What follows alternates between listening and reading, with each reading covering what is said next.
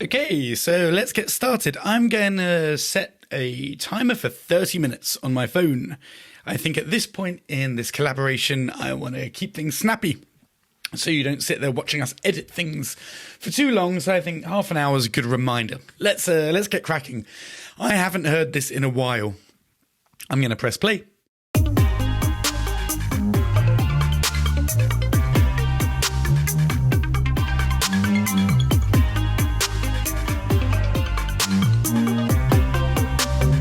Sweet. Yeah, that takes me right back. And I feel like from watching David's last video, I know where I'm going to start here, and I'm going to open the bass group. Now, something that I think is very, very good advice to anyone out there collaborating with somebody else is to read the room and to respect people's politeness and, yeah, try and get the message. So in the last video, David was very nice and polite, but let's be honest, David hates this bass, and I see why as well. It doesn't really fit the direction the track's gone in.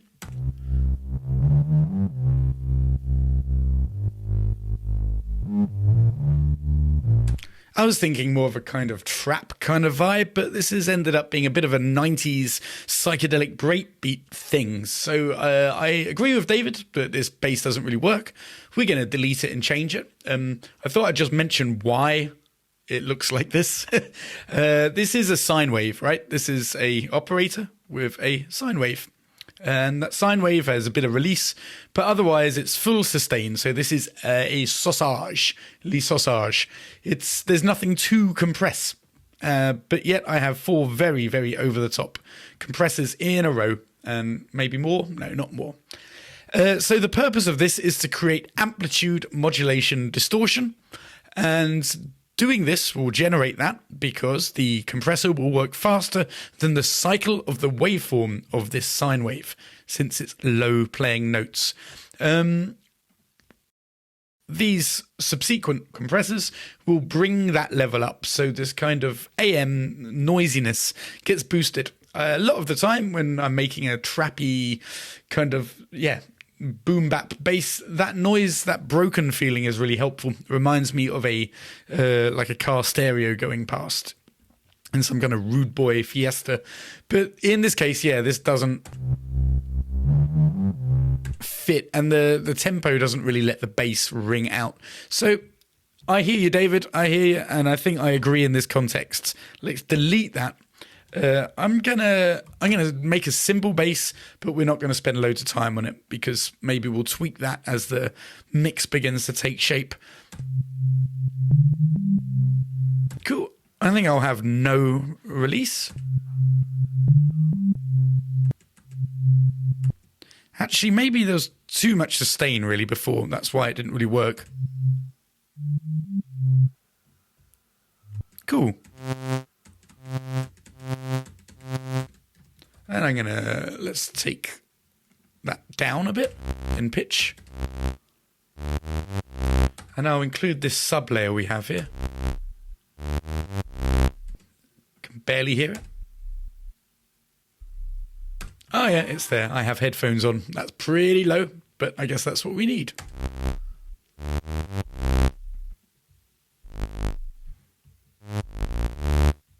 And let's get a funky shape going on. Let's get a complex waveform, not the bit ring one, plastic shimmer. Cool, and should we get a bit of modulation on that? Maybe just this first amp envelope will hit the spot. Cool. Look, we could let's change the fold a bit, the opposite way.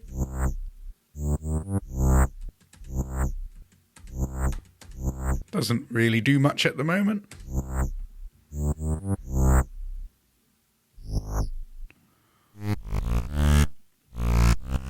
Oh, okay, that's kind of 90s psychedelic bass vibes.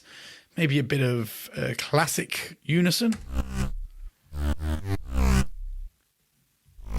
Take that top off a bit. In context. Yeah, time down.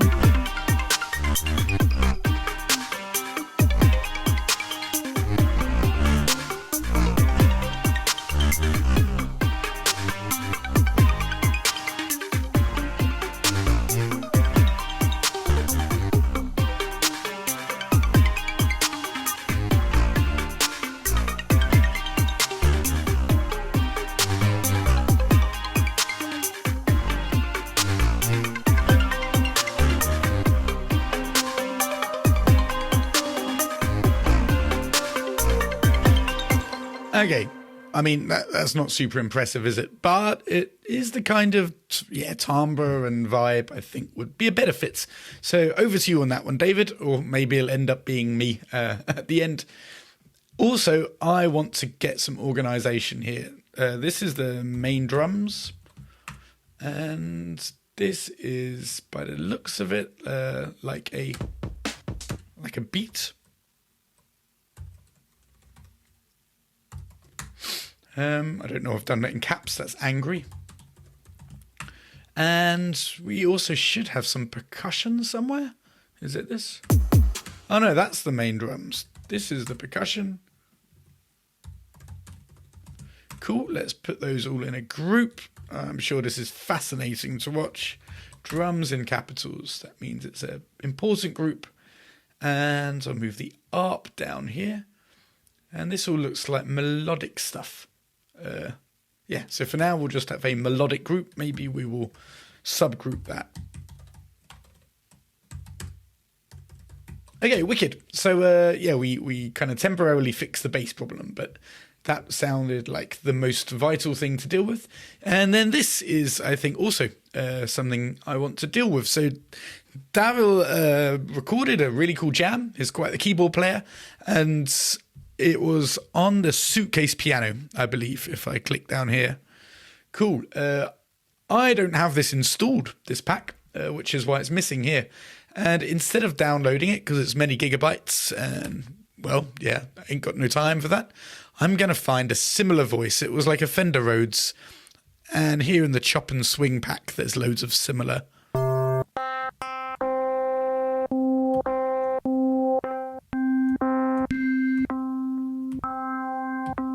That's cool. That was pretty close. Little Amp electric piano.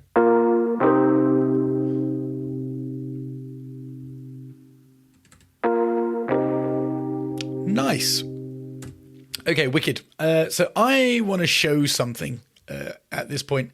Get a bit of a funny technique in here. I think I may have done a video about this on my channel, but I can't remember. Anyway, there's loads of ways to approach a jam like this. We could really take our time and go looking for this golden egg that may or may not be there. And that will depend on also how we're feeling and what emotions and mood we bring to the table in this session. We could also take the mud pie approach, popularised by Ilgates and Mr. Bill, and kind of put this in a sampler, move the playhead around and chop it up. That is loads of fun. I do it a lot, but this isn't really that kind of track. It doesn't seem to be all kind of futuristic and glitchy. It's, way more old school. So I'm going to take a slightly different approach. I'm gonna go diving into my audio effect racks. This is from the core library. There's actually loads of really cool stuff in here, and I'm gonna drop some of them on. Let's try this, and let's find something busy to test things out.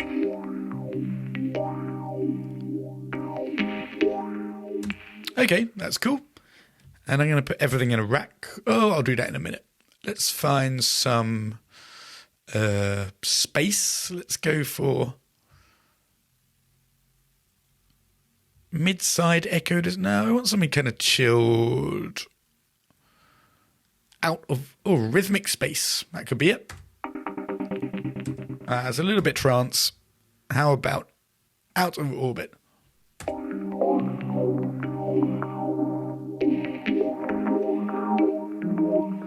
Cool. Nice bit of delay going on in the sides there.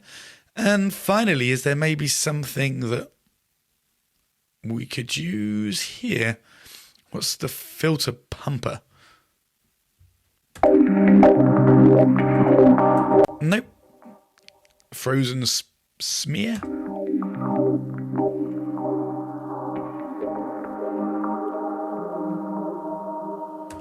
Okay, cool. So you might be thinking, wow, this has got pretty spacey. Yes, it has. We're going to deal with this. I'm going to group this into a master rack. I'm going to painstakingly map everything to this group. Actually, maybe we'll just fast forward this part of the video.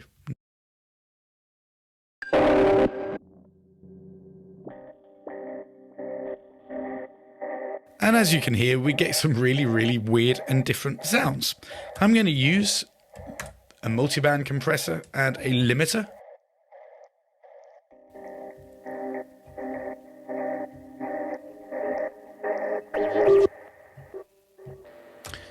Cool.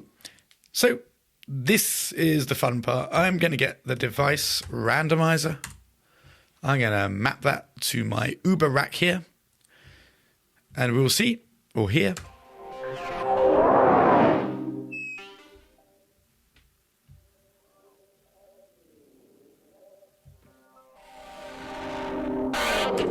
cool stuff happens. Oh my word. Yeah, hectic. One thing I noticed, the volume. Oh, this is still going. Boom. The volume here. Let's remove that because. Oh. Because, yeah, it was kind of coming in and out a lot. Let's unmap that and keep the volume there. And this rack volume as well. Let's unmap that and unmap that one.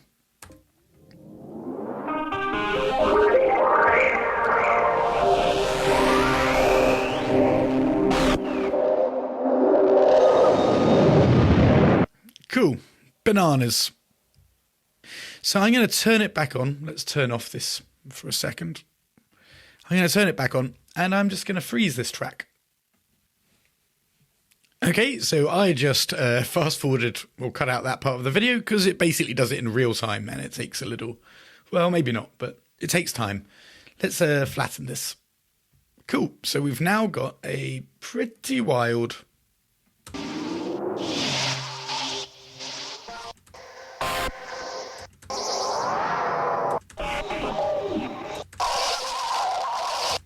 piece of sound design. Now, there's loads of things we could do here. We could use this as effects. We could, again, spend 12 hours digging through it, trying to find something.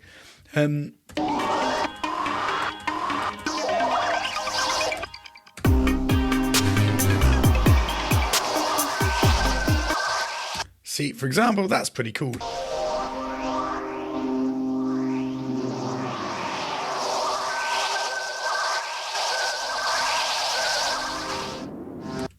Okay, so, for example, I'm going to grab that. Let's mute this. And where's the drop? Okay, there. I'm just going to paste it here.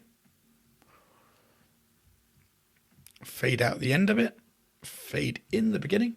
And we'll use this as like a wash into the drop.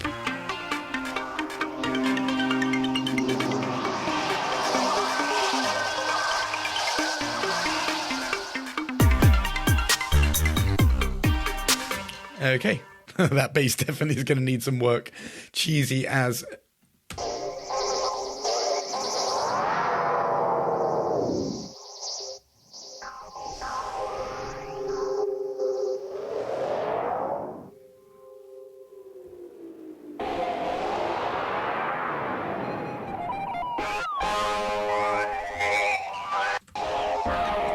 Okay, I'm going to use that bit as a wash again here.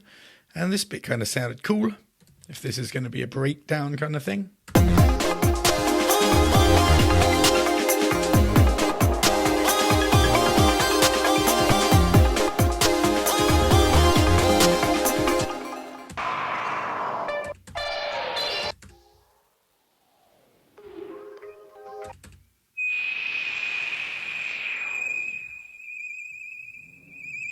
That almost kind of sounds like a cool little figure. We can get that repeating, I think, throughout. Not the one drop, not the place where it all drops.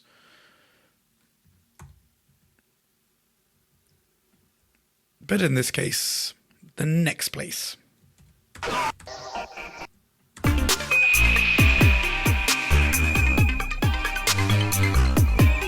We'll plop it here as well, maybe. 1, 2, 3, 4, boom.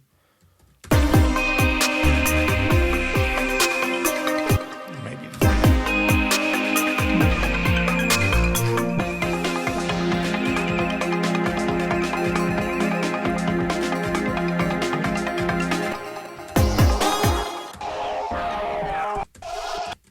I mean, as you can hear, there's just so much possibilities here.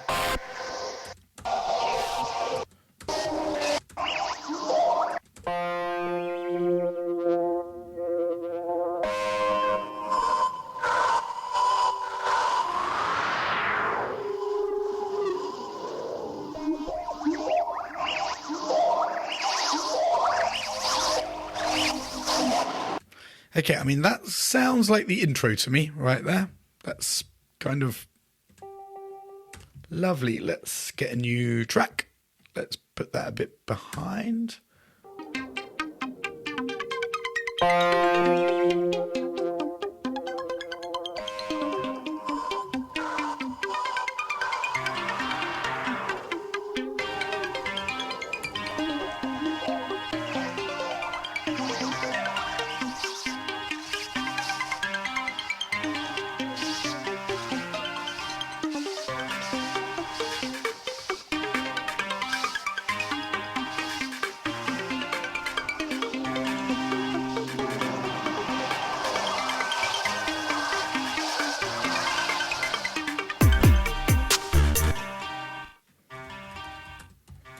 Cool. I mean, we've been doing that for a little while. Piano resample.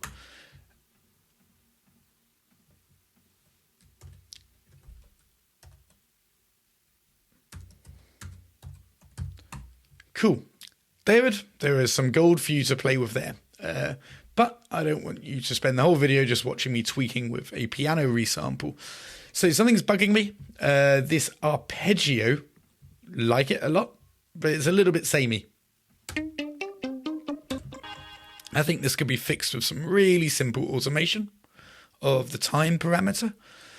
And also bugging me, who puts a drop at the 23rd beat? Bar, rather. I guess we do now. This is the wonder with collaborating. We see stuff and we're like, wow, that's so cool. I don't do that. So let's just simply fade this up.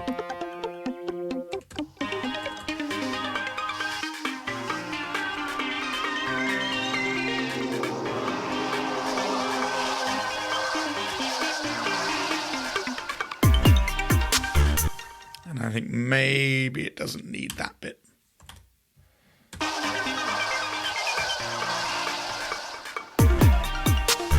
Cool, nice space for a reverse or a fill or something. Let's...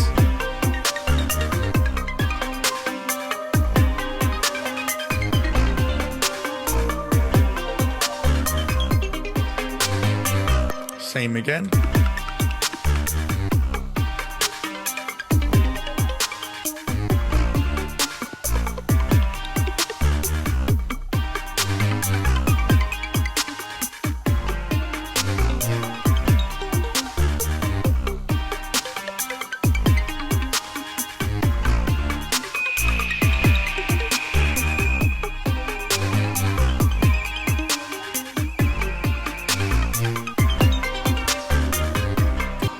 Cool.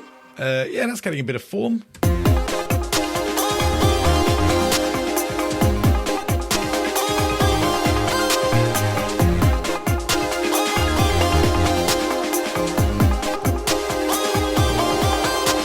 Okay, that leads a bit similar to the ARP, so we'll lose it there.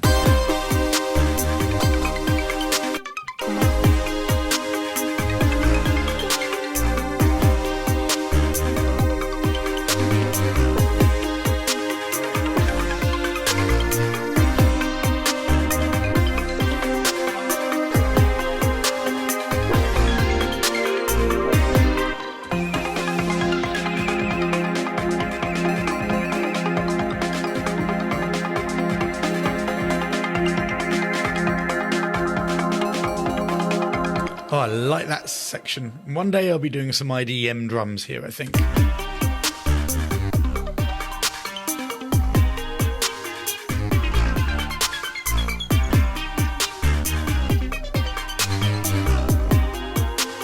And I suppose since this is a video, I'm supposed to be telling you what I'm thinking. This ARP, it's I think that we can kind of reflect the energy of the track in the kind of time parameter here, and that kind of gives us something to build around, since so far everything's kind of clips and blocks of things. This, like in this example, there's not many similar sounds, so I can really let this one rip. But of course here it's a little bit, we've got the lead and these brass and all kinds of stuff. So the time parameter is always a good thing to modulate if you're looking at bringing energy and kind of balance to other things in the mix. And let's get even weirder here and take this gate amount down.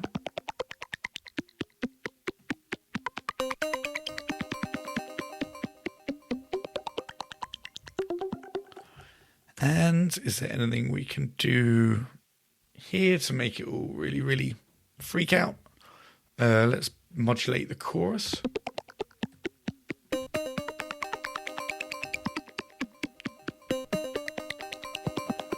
Oh, it's a vibrato, even better.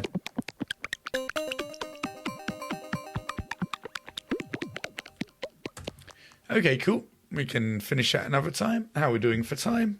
Oh, only a little bit left. Let's just work on this bass, this brass rather. Okay, it's pretty intense. Let's get the EQ. I like it there.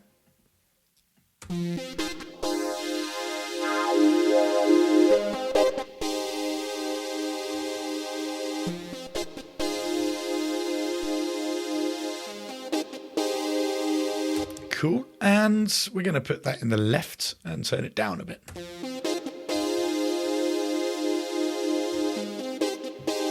And this lead,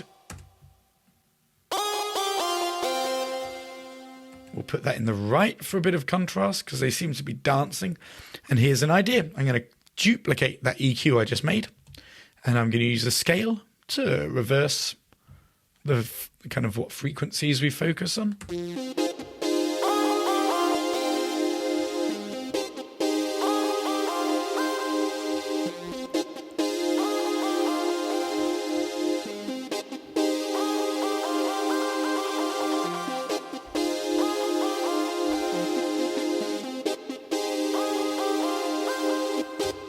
Okay, let's duplicate that.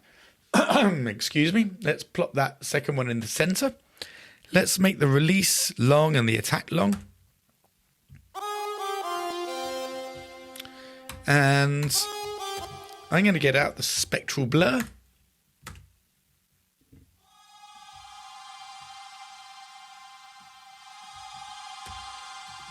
And a compressor. I'm going to sidechain that one to, was it number 20 for the lead?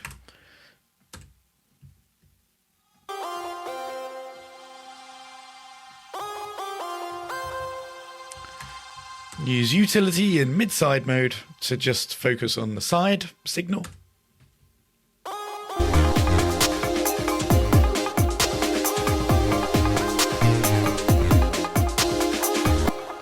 And let's freeze that down in case my good friend David doesn't have spectral blur downloaded yet. If you don't, you should. That whole pack is absolutely mad good. Let's flatten that. Cool. So we could also like copy this. Let's put it in the intro maybe. And we can put it in the beginning to add a bit of something there.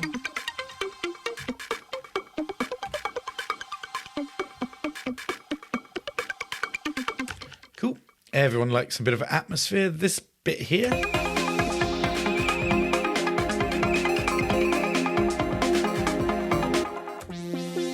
So this is a kind of suspense feeling, I think, like a coda before we go back into the main riff.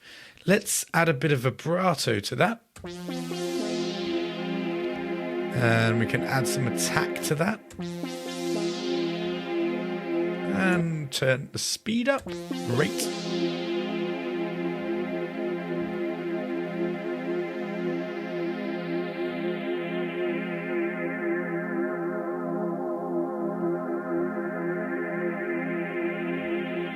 Oh, okay, hang on. Okay, let's lose that. That was a kind of Hass effect thing, but now we've panned it. That's not really doing so much.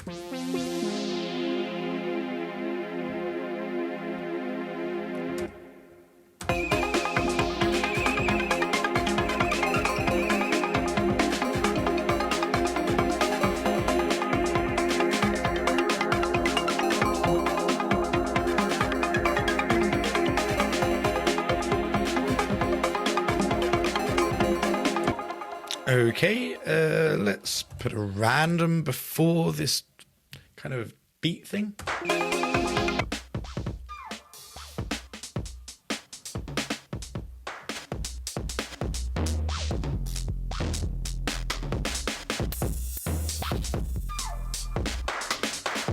There's like a flute. Oh, time's up. Time is up. I'll just finish this bit then and we'll call it a day.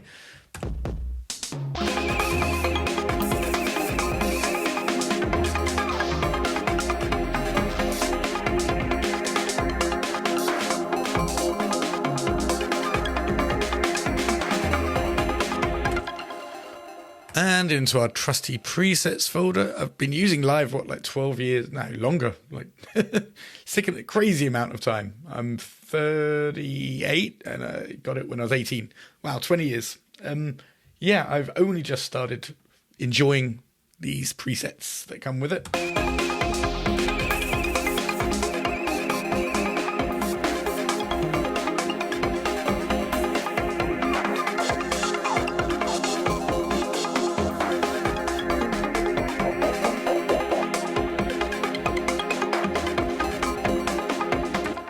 Cool. Now we've just got a bit of movement. That will kind of make it nice and consonant when we drop back to the beat.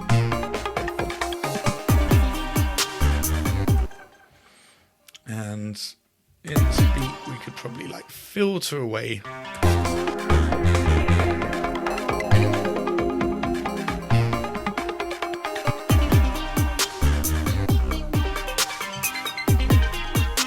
Okay, and just before we drop off, let's make it nice for my collaborator to open up. We're going to get a suspense. We're going to name everything.